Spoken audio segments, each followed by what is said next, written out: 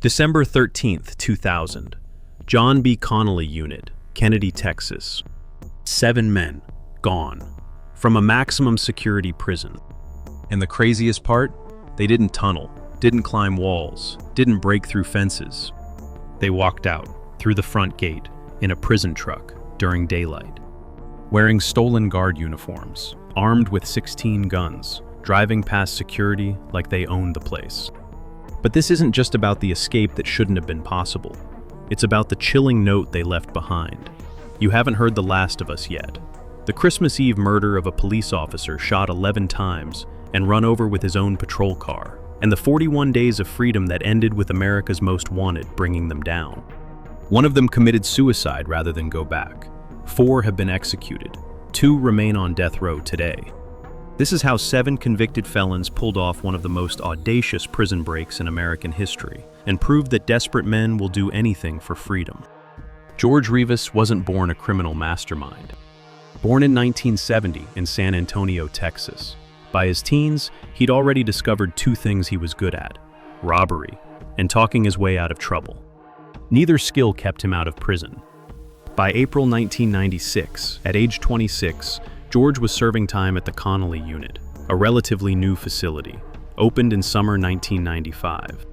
Maximum security, built to hold over 2,800 of Texas's most dangerous offenders.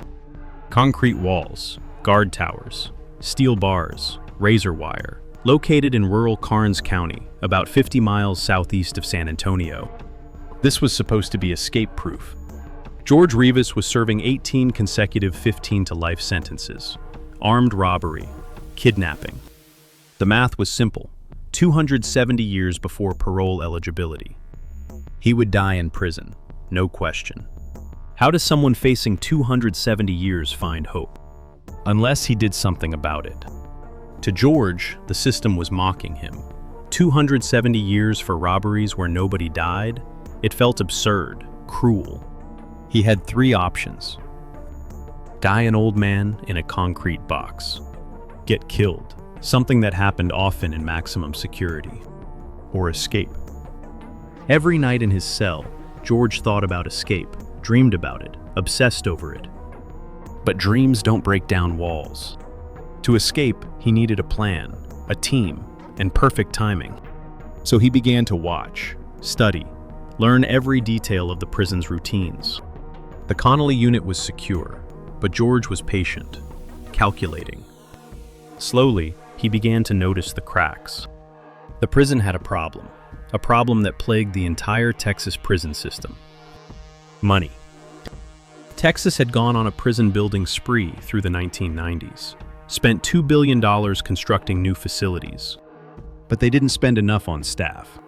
Starting salary for a Texas prison guard in 2000, just under $19,000 a year.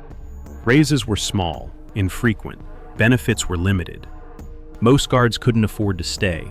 They'd take the job, get trained, then leave for better pay elsewhere. The result? Chronic understaffing, dangerous understaffing.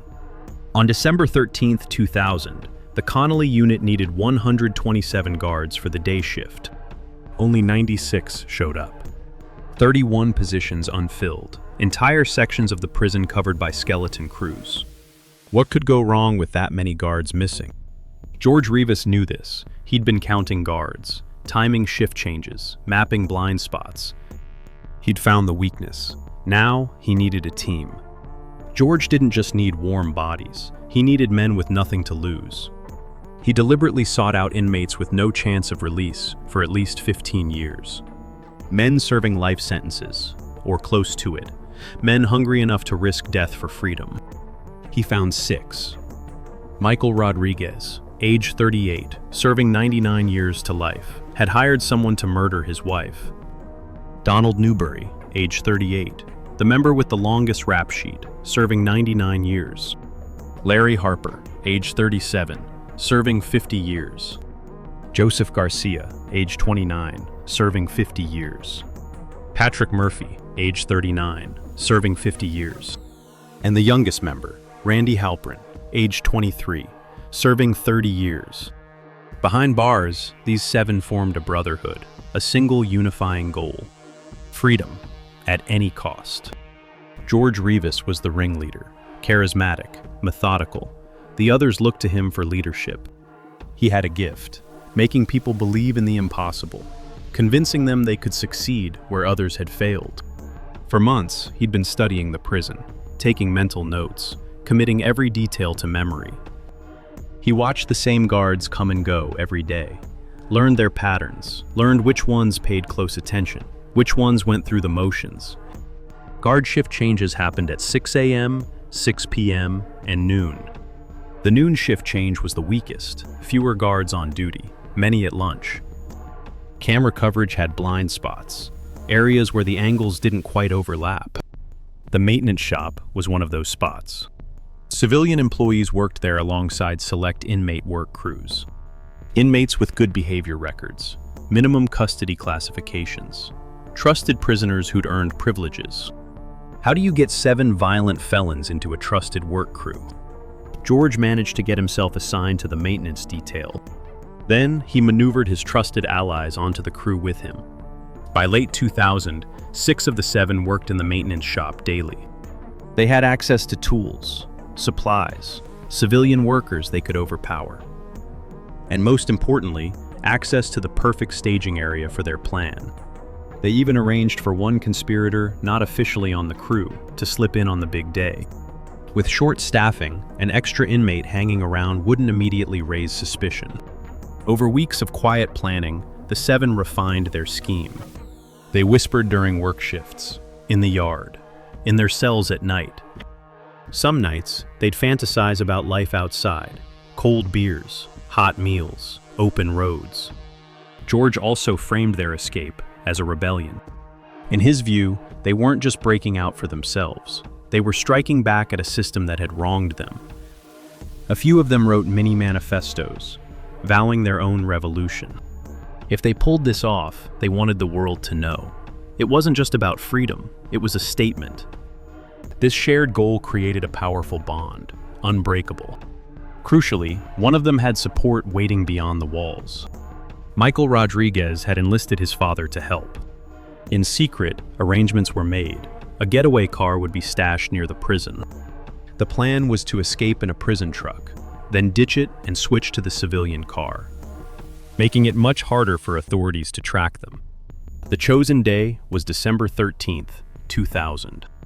Just before the holidays, a time when security might be lax, staff distracted by Christmas plans. That morning, the 7 men steeled themselves. Today was the day. They would either taste freedom or die trying. December 13th, 2000, around 11:20 a.m. The maintenance shop was humming with routine activity. Civilian workers supervised inmate crews. Guards made occasional rounds. Everything seemed normal. No one suspected that within minutes, this ordinary room would become a scene of chaos. George Rivas waited patiently, watching for the perfect moment. Many staff were heading to lunch. Guard attention wavered. At his signal, the 7 struck. In an instant, the routine shattered. One inmate crept behind a civilian worker, pressed a sharpened screwdriver to his throat. "Don't make a sound," he hissed. Another pounced on a maintenance supervisor, wrestled him down before he could shout. A third lunged at the lone guard, knocked the radio from his hand before he could call for help. Within seconds, the 7 had overpowered everyone in the room. "Down on the floor, now," they yelled, flashing shanks and improvised weapons. 13 employees and guards dropped to the ground, faces pressed against concrete. One guard later admitted that once they had that knife on him, he knew he had to do what they said. In minutes, the maintenance shop was under their complete control. During the takeover, one captive officer managed to hit a silent panic button. But in the control room, the signal was disastrously misinterpreted as a glitch. A false alarm, equipment malfunction. Would anyone realize what was really happening? No one was coming. Wasting no time, the 7 moved to the next phase. Disguise. They tore off their prison uniforms, threw on clothing taken from the civilians and guards. 2 of them donned actual guard uniforms, complete with badges and ID cards. The others pulled on gray maintenance shirts, looking like regular prison workers. Could they really fool the guards at the gate? Meanwhile, George and his men raided the shop's security cage. There they found a small arsenal, handguns, a shotgun, an AR-15 rifle, boxes of ammunition. In total, they stole 16 firearms and over 100 rounds of ammunition. In minutes, they'd gone from unarmed prisoners to an armed gang bristling with guns. Amazingly, no alarm had been raised, no SWAT team mobilized, no lockdown initiated. Before they fled, the convicts left their message. One of them scrawled a warning on a piece of paper, propped it on a table. "You haven't heard the last of us yet." It was a final act of defiance, a promise that their saga was just beginning. Now for the final act. The 7 hustled out into the maintenance yard, where a white prison pickup truck was parked. Standard state vehicle, used for transporting equipment around the facility. George Rivas jumped into the driver's seat, wearing the stolen guard uniform, fighting to appear calm. 2 others sat in the cab with him, also dressed as guards. Heart pounding, George steered the truck toward the main gate. This was it. Every hour of observation, every whispered plan, all came down to the next 60 seconds. One wrong. A guard at the gatehouse motioned for the truck to halt. Would the gate guard notice anything wrong? George braced himself, handed over a forged work order. The gate guard took the paper, studied it. Time slowed. One of the men in the back tensed. His hand gripped a handgun under the tarp. If the guard looked too closely, everything would end here, in a hail of gunfire, right at the gate. The guard glanced at the truck, at the 3 men in guard uniforms, at the work order. Everything appeared normal.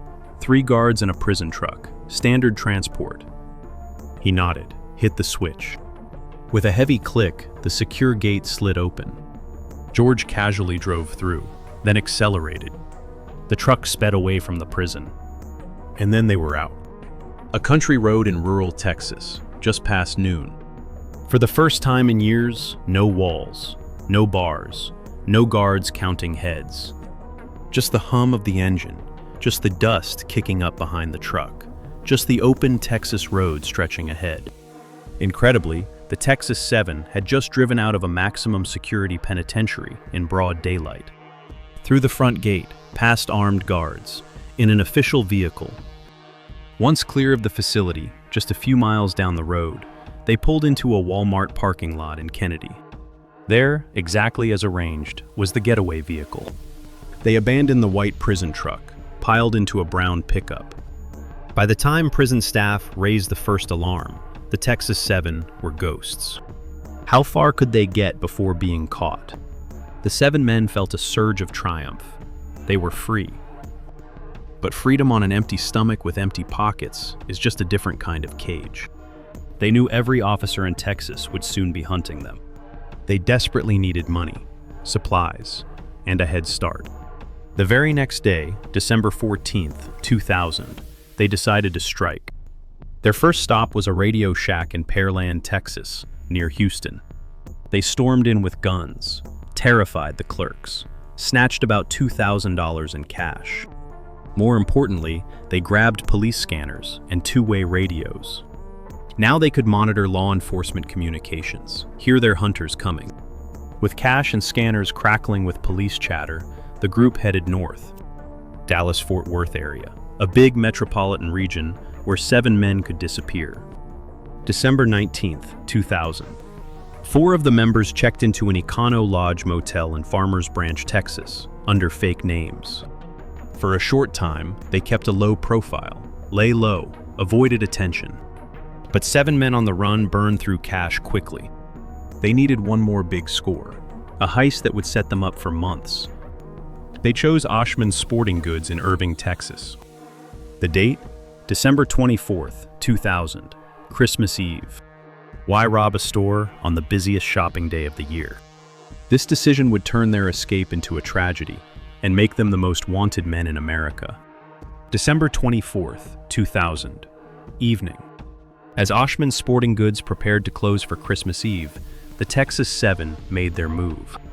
They stormed into the store, brandishing guns, barking orders. They moved with brutal efficiency, the the same precision they'd used in the prison. Employees were tied up and gagged, forced to lie on the floor. The seven looted the store's inventory, grabbed at least 40 guns, boxes of ammunition. From the office safe, they took about $70,000 in cash. It was a massive score, everything they needed to disappear for a long time. As they were loading their haul, an ex-employee sitting in her car outside noticed the commotion. She called the police. Irving Police Officer Aubrey Hawkins was 29 years old. Born February 23, 1971. Married. Had a young son. He'd been with the Irving Police Department since October 4, 1995. 5 years on the force. That evening, he was having Christmas Eve dinner with his wife and son, probably thinking about the presents under the tree, about spending Christmas morning with his family. When the call came over the radio, Hawkins responded immediately. Robbery in progress. Oshman Sporting Goods. Suspects armed and dangerous. He had no idea he was driving towards 7 desperate men. Men who'd already killed their futures, who had nothing left to lose, for whom his life was worth nothing next to their freedom. This Christmas Eve dinner would be his last. Hawkins arrived at the back of the store just as the Texas Seven were making their escape. He stepped out of his patrol car, drew his weapon, was immediately ambushed. The fugitives opened fire without warning. Multiple weapons, multiple shooters. Hawkins was hit 11 times, shot from different directions. He fell to the ground, severely wounded, but still alive. In a final brutal act, one of the convicts drove Hawkins' own police car over his downed body, making sure he wouldn't get up, wouldn't call for backup, wouldn't identify them. In the next moment, the gang sped away, disappearing into the night. Officer Aubrey Hawkins was rushed to Parkland Memorial Hospital in Dallas. He died shortly after arrival. 29 years old, killed on Christmas Eve, responding to a call to protect his community. Left behind a wife, a young son, parents, friends, fellow officers. The murder of a police officer on Christmas Eve changed everything. Public horror turned into furious demand for justice. Across Texas, candles were lit in windows. Flags flew at half-staff. Police departments from every county sent officers to help hunt the killers. The governor of Texas personally promised the Hawkins family that the seven would be caught, no matter what it took. A manhunt exploded into a nationwide priority. The FBI added the Texas Seven to its 10 most wanted fugitives list. Rewards were posted. Every police scanner, every news channel, every wanted poster carried their faces. They were now America's most wanted.